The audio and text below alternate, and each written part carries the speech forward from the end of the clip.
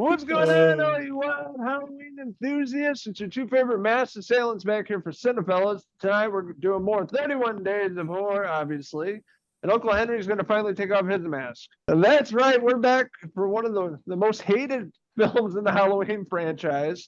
I think we just took the cake with that with Halloween Ends, but most people hate this movie. Me and this guy over here absolutely love it. It's become a cult classic, one of my favorites over the years. Just watching this film on its own, and that's right, we're talking about Halloween 3, Season of the Witch. Season of the Witch. Want to change tonight, Doctor? Happy Halloween. Stop it!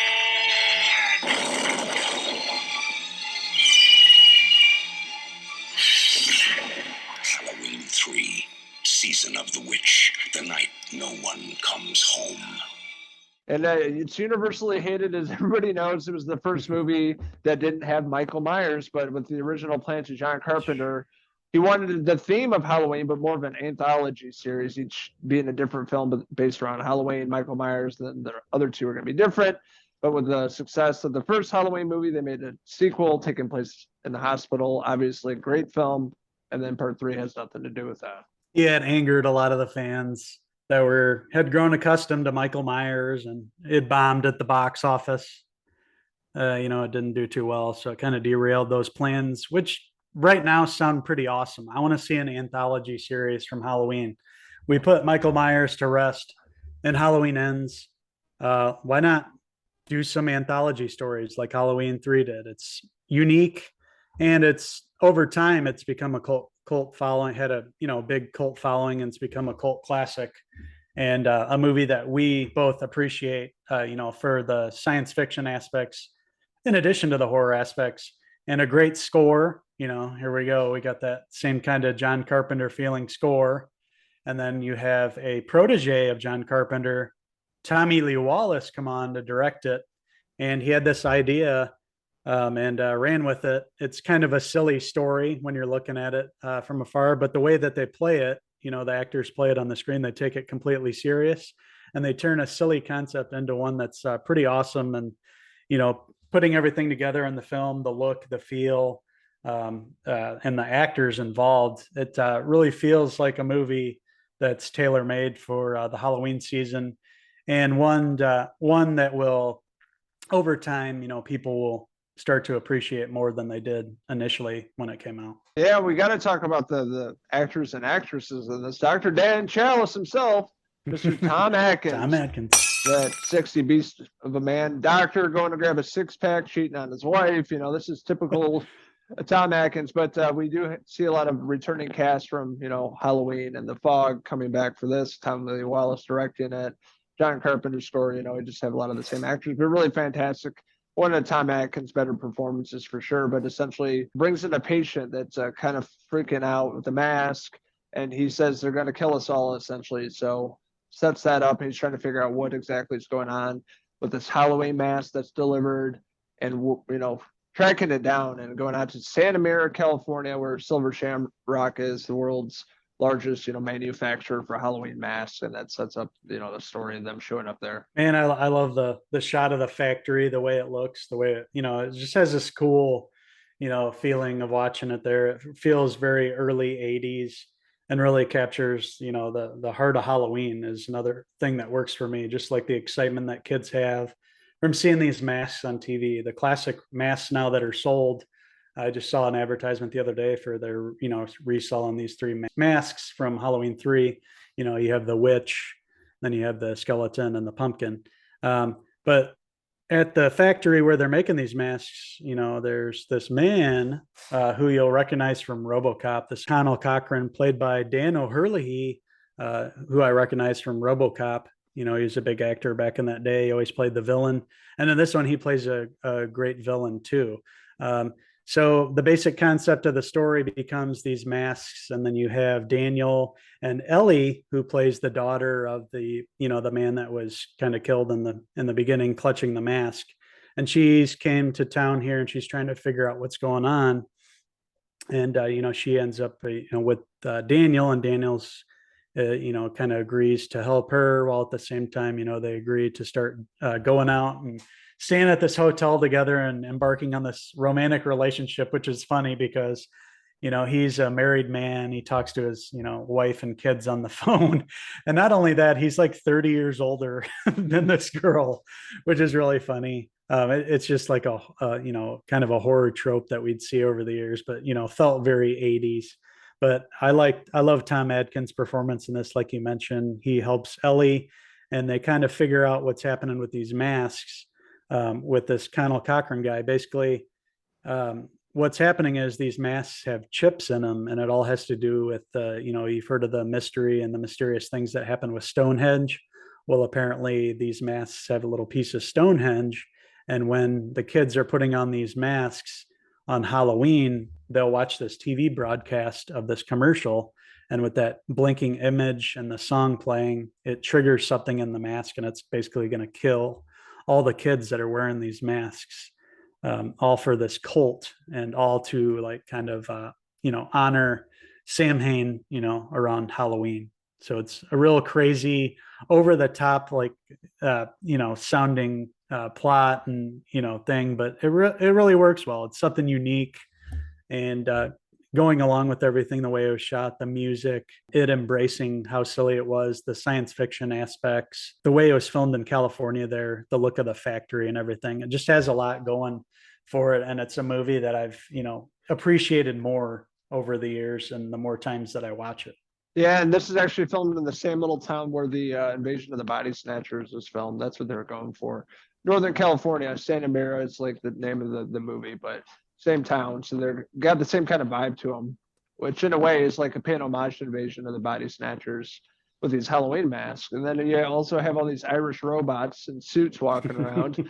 One of the main ones is Dick Warlock that played Michael Myers in the second film. He was a stuntman. He was also stuntman in Escape from New York, Kurt Russell's stunt double. So Dick Warlock worked with, these guys for a while, and I liked him. He was one of the main robot guys that are killing people and stuff, like snap their necks and Yeah.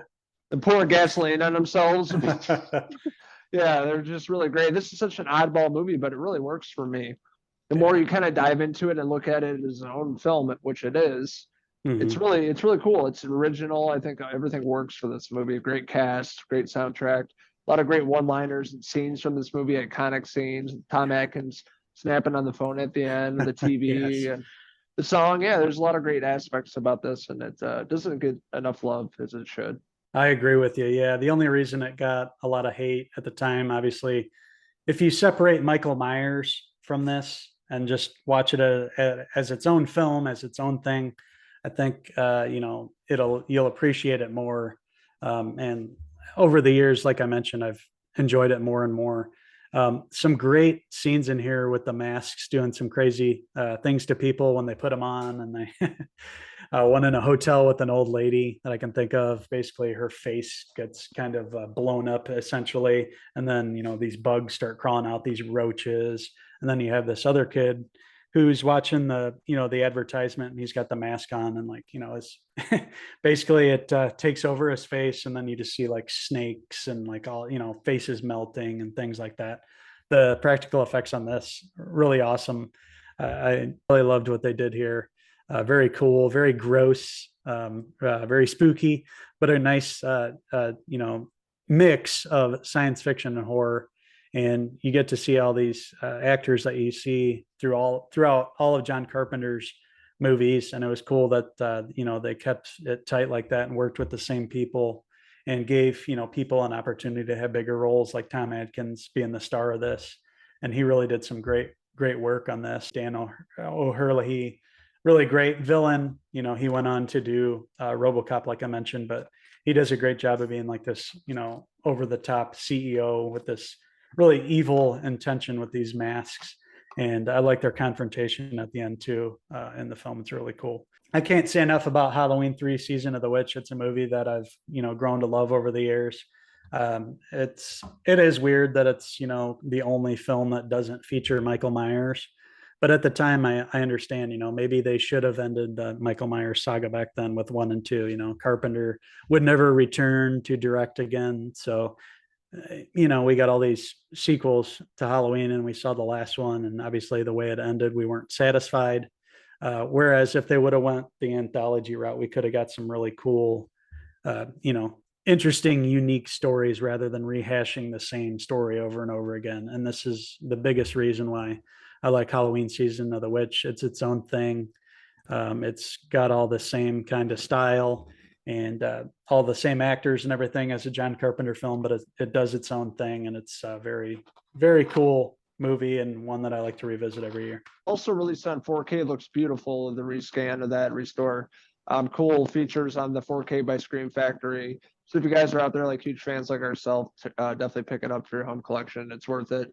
A movie you have to watch during the Halloween season, watching it as its own film and just enjoying what's thrown at us. Tom Atkins over the top in this movie is Dr. Challis. Yes. Much like Uncle Steve, but he's just really fun in this. One of his better performances. The people making this movie, the directors, everybody involved, and a lot of the supporting cast, really fantastic in this. And very iconic with the mask right there, and a movie we both highly recommend. So with that being said, I'm going to give Halloween 3 Season of the Witch. I'm going to give it a 4.5 out of 5. Tom Atkins hair pieces. Woo, Tom, Dr. Challis. He's never without a six-pack throughout the whole movie. It's hilarious. Yeah, I too am going to give Halloween 3 Season of the Witch a 4.5 out of 5. Tommy Lee Wallace hair pieces. So we're interested in hearing from all you wild ghouls out there. What did you like about Halloween 3? What didn't you like about it? Let us know in the comments below, and don't forget to click subscribe. Also check out these the Masked Assailants on Facebook, Twitter, and Instagram, and our website, Cinephellas.com, for the latest, greatest TV and movie news and horror reviews. Man, maybe we should make like Dr. Challis, get to the local hospital, put on our white coats, and grab a six-pack. With that being said, we had a great time reviewing Halloween 3 Season of the Witch, a fun movie to watch every Halloween season, and a movie that a lot of people haven't seen. So if you guys haven't checked out Halloween 3 Season of the Witch yet, do yourselves a favor and watch this movie. Just expect an awesome horror sci-fi movie, and I think you guys will be in for a little treat. That jingle still gets in my head every Halloween too. Yeah, same here. I mean, I just hear it all month long, and that's okay with me as long as my head doesn't blow up or anything. I'm cool with that. But it's a good movie with that. The main song or theme and jingle of the movie gets in your head, and you sing it every Halloween season. These are your two favorite wild boys signing out until the next review for 31 Days of Horror. Cheers. We got 11 days before Halloween. 11 more days of Halloween. Silver Shamrock. I just blow up.